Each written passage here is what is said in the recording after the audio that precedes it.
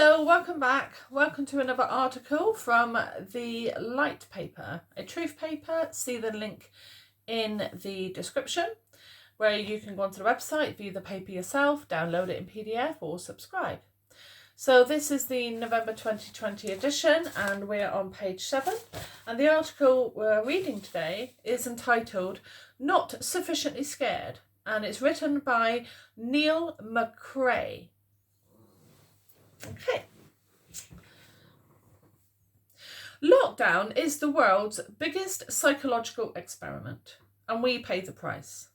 This was an article on the World Economic Forum website, dated the 9th of April 2020, in which psychologist Elke van Hoof warned of a tsunami of mental distress. Lockdown is a drastic intervention, normally eschewed by epidemiologists and public health experts because it tends to cause more harm than good.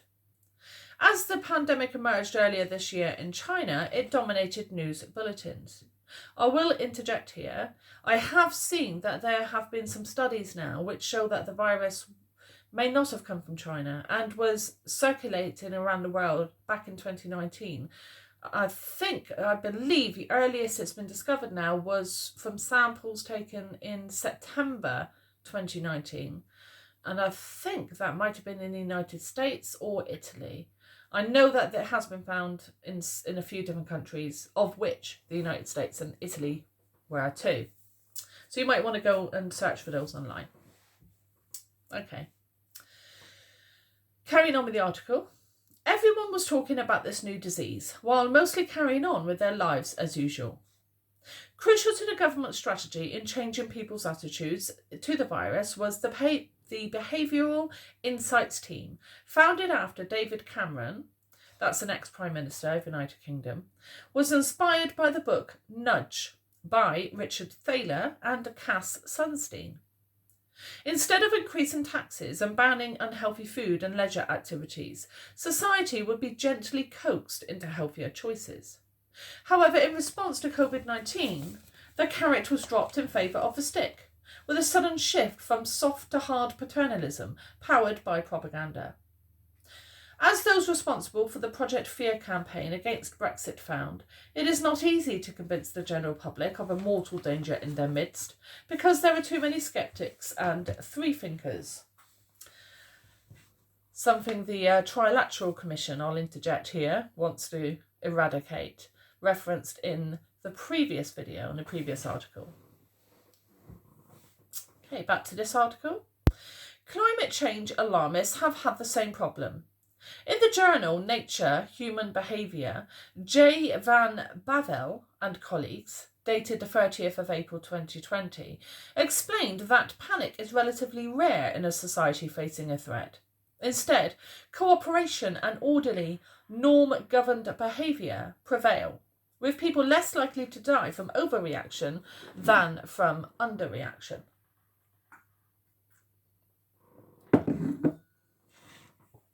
Okay. Behavioural science is based on the principle that people do not act rationally, but follow socially regulated patterns. Radical behaviour change may be learned and reinforced if the status quo is overcome by sufficient force. The authorities strove to amplify fear of COVID-19. On the 22nd of March, a document by SAGE, the government's scientific committee, on options for increasing adherence to social distancing measures, included use of mainstream media to escalate the sense of threat. Lockdown was imposed on the following day. As citizens were deemed insufficiently scared, the government warned of indiscriminate slaughter from the spread of invisible microbes.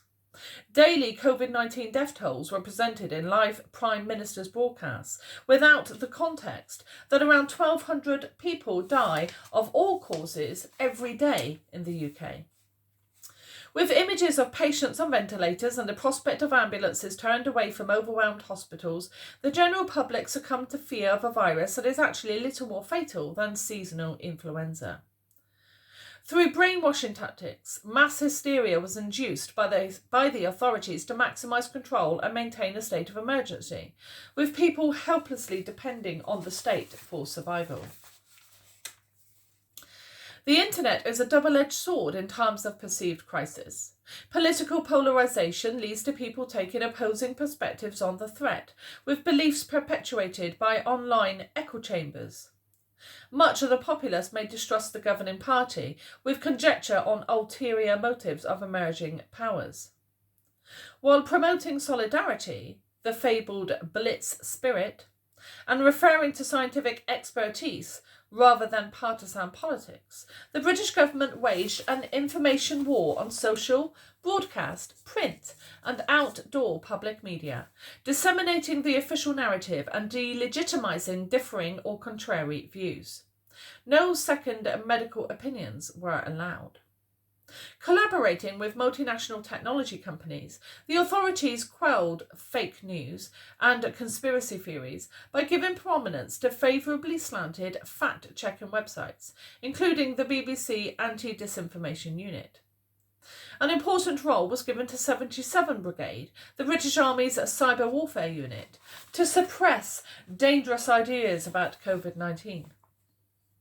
To some extent, denunciation of dissidents on social media may have been orchestrated and petitions blocked. A demonstration outside the Behavioural Insights office demanded that the government stop all PSYOPs imposing a new normal. Reference there is Kevin Corbett, the 27th of August 2020. But organisers of such protests risked arrest and a hefty fine. The success of scaremongering over COVID-19 is readily apparent, with our society transformed from individualist diversity to uncritical conformity, as evidenced by most adhering to the unnecessary mask wearing, distancing from friends and family, and a mistaken belief that only a vaccine will allow a semblance of normality to resume. Indeed, the strategy was particularly effective in the UK, with citizens more scared of COVID-19 than in other countries.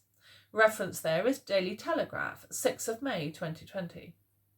Alongside criminal enforcement, a moral imperative was boosted by a the us versus them mentality, exploiting the tribal nature of human beings, with masks symbolising social inclusion and virtue. Anyone refusing to comply was accused of killing grannies. A falsehood aggravated by the likelihood that the regime's own lockdown and emergency policies killed many of the elderly. As Simon Jenkins noted in The Guardian, the 21st of September 2020, scientific advisors are determined to cause alarm, selectively using data or predictive modelling of a worst-case scenario.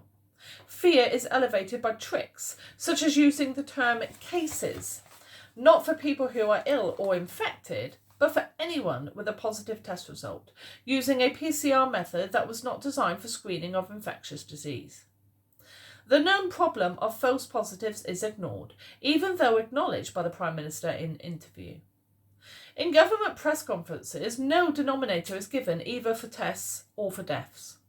No comparison is made with previous flu outbreaks, in which perhaps double the official total died from the disease, as many had pneumonia recorded as cause of death.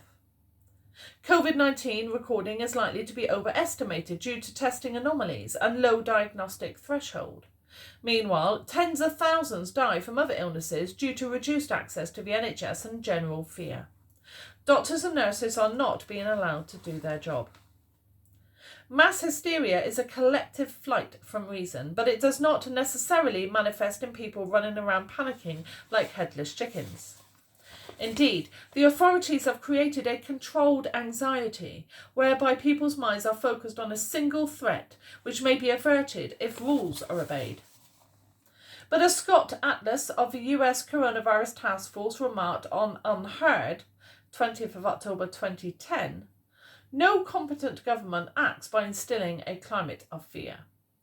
A state of terror is damaging to society, unsustainable, and deeply unethical. Another question you may ask is, what makes me sure that my side is right and that the other side is wrong, brainwashed, or mad? A good answer would be that you have considered expertise and evidence on both sides of the argument. You cite reputable scientists and reliable sources, such as the Lockdown Skeptics website, and this truth paper, and you are using your own powers of observation. Clearly, the risk of COVID-19 has been exaggerated, and you can justify this without being callous. It is normal for frail older people to die from diseases, particularly in winter. Finally, ask yourself, why is there no debate? Arguably, lockdown suits some people. It consolidates power and privilege. Conformity is rewarded, particularly in the professions, where dissent could have an adverse impact on career prospects. Western society is risk-averse and naive to medicinal hubris. As the authorities impose increasingly draconian restrictions on our lives, with little evidence of effectiveness, you could argue that the emperor has no clothes. Okay, and in the centre of the article is a box with 3 columns. Column 1 is entitled Your Feelings. The middle column is entitled Mind Control Strategy. And the last column is entitled What to Do. So, the first column, the first row, says, under Your Feelings, are you made to feel like an outsider for criticising the official narrative? The mind control strategy on that row says that this is because of them promoting a them and us mentality to ostracise critical thinkers. And then in the last row, under the heading What to Do, it states, join social networks with fellow skeptics and attend rallies to show you are one of many. So the second row is under Your Feelings. Do you fear being associated with conspiracy theorists? And in the middle column, the mind control strategy here is portraying skeptics as cranks or extremists. You'll find that on mainstream television shows, whenever they have anyone that's a conspiracy theorist on, you know that they have deliberately searched for the least credible, most non-normal person they can find to have on there, because it gives everyone else an impression that a conspiracy theory is not quite right. And then in the last column, What to Do, refer to reputable scientists and information sources. You don't need to defend anyone but yourself. So under Your Feelings, third row says, do you worry that your skepticism could cause social rejection or harm your career? The mind control strategy for this is strong social pressure and expectations on employers to uphold values and standards of behaviour. What to do? Remind others of the need for reasoned debate and that there is no absolute truth or consensus on responding to COVID-19.